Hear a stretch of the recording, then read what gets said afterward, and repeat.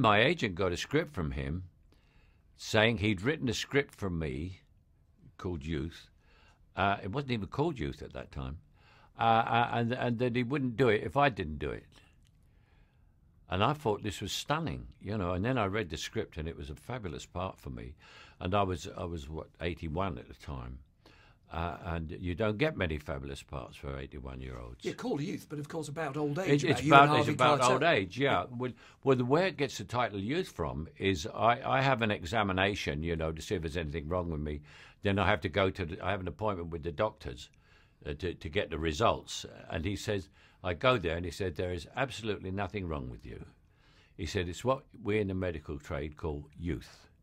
And that's where the title comes from. And there's another lovely line that your character Fred has. He's talking about old age, and he says, I don't know how I got here. And that struck a big chord with me personally, because I was thinking about that, and I thought, well, I was 81 or 82 at the time, and I thought, I'm 82, and like 10 years ago, I was 36. What happened? You know, and it's a mystery of just how you managed to get there, and also you're still here. You know, because people say, you hear Charlie died, he was 75, you know, but he had a good innings. You go, wait a minute, I haven't started batting yet, bloody good innings. But also, men don't get old like they used to. I remember men of 80, little old men talking like that, you know, and wandering around and getting up on a walking stick. I don't feel I'm 82 now. I don't feel 82, and also we all take better care of ourselves than we ever did. I mean, everyone's living longer, you know. You can even, in your old age, do a bank job. Your next film, I think, is about, is it not? Old guys who do bank jobs. Well, there's two, actually. There's a very funny thing, because I made a film since this. I made it in New York. It's about three old guys, Morgan Freeman, Alan Arkin, and me. We live in Brooklyn, in New York, outside of New York. And the bank forecloses a mortgage on our flat. And we rob the bank to pay off the mortgage. It's kind of Italian job meets youth, is it? It's the Italian job meets youth. But then there's, in the paper today, there's the story about the four old guys who did the Hatton Garden job, and they're saying Ray Winston and me should be in that. You know, it's in the paper. So if someone writes a script, I'll be 83 in March. People say, "Would you think there'll be another movie?" You go, "No, I don't think so." And then I read the paper, and there's possibly another one. Oh, you'd think about it, would you? You'd be tempted. Oh, I would do it. Yeah, I mean, if the script was good, because if I was writing that script, it'd start off very funny, and then become extremely sinister. Because those guys are not exactly funny guys; they are quite serious criminals. It's sort of comedy gets Jack Carter in the end, you know. It's interesting because that would take you back to your roots. You've called yourself jokingly a Cockney yobbo. Well, yeah, Cockney yobbo, yeah. And I'll be straight back. I'll be right back to where I started. Clearly, I mean, you're proof that it doesn't matter where you've come from. You can play anything if you're a good actor. You can do accents. But does it bother you? I mean, there aren't many working class actors like you making their way up now. It's often said a lot of the best young talent now coming from Britain. They come posh, with Damien and everybody, and Eddie and everybody. They come from Eton or somewhere, yeah. But I think that's because the people who go to those schools are different. A lot of working class boys go to those schools now, and they come from a different attitude rather than be a lot of snotty people. I mean, I know Damien and Eddie too, Damien Lewis and Eddie Redmayne.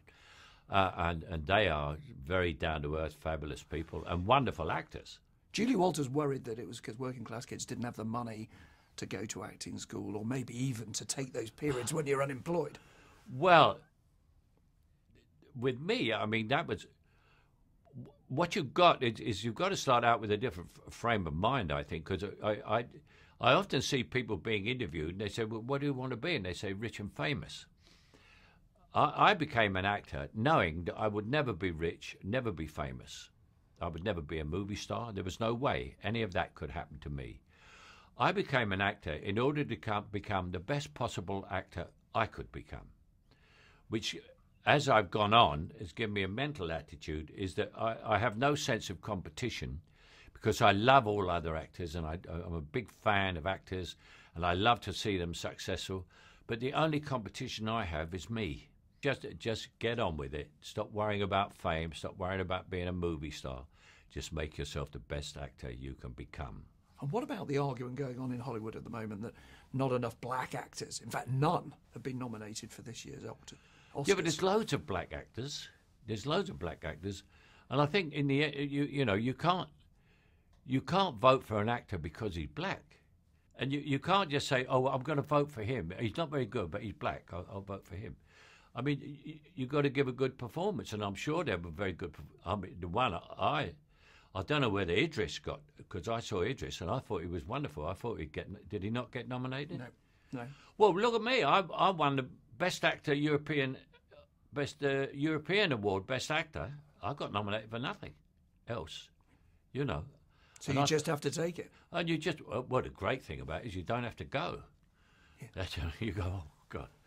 I mean, especially the Oscar, you know, in 24 hours on an airplane, I'm going to sit there clapping Leonardo DiCaprio, you know. Yes, it covers a relief. Yeah, and I love Leonardo. He played my son in a movie, but I don't want to travel that. I'm too old to travel that far to sit in an audience and clap someone else. So again, your message really to those non-white actors is be patient. It'll come. Be patient. Of course it will come. Yeah. Of course it will come. I mean, you know, it took me years to get an Oscar.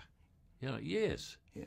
Now, you're not a politician, and I'm not going to ask you, I promise, lots of political questions. No, I'm not a politician, but I'm political, obviously. Yeah, I vote, yeah. Yeah. You looking forward to voting in this big EU referendum coming up, just in a few weeks' time, possibly? Yeah, but I don't know what to vote for. Both are scary. To me, I think what you have is you've now got,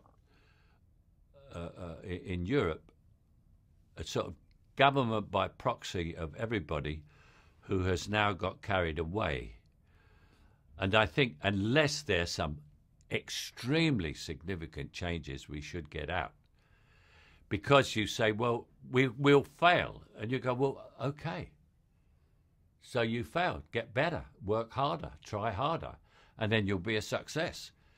But you cannot be dictated to by millions, thousands of faceless civil servants who make these rules, and you say, oh, wait a minute, is that right? You know, and then they argue about financially, but we buy more from them than we sell to them. But you began by saying you were a bit unsure, you're a bit nervous. A bit nervous about which way they're doing it. You know, it's because if you come out, very certain now. Yeah, well, yeah. I sort of feel certain we should come out because I'm a middle of the road politician.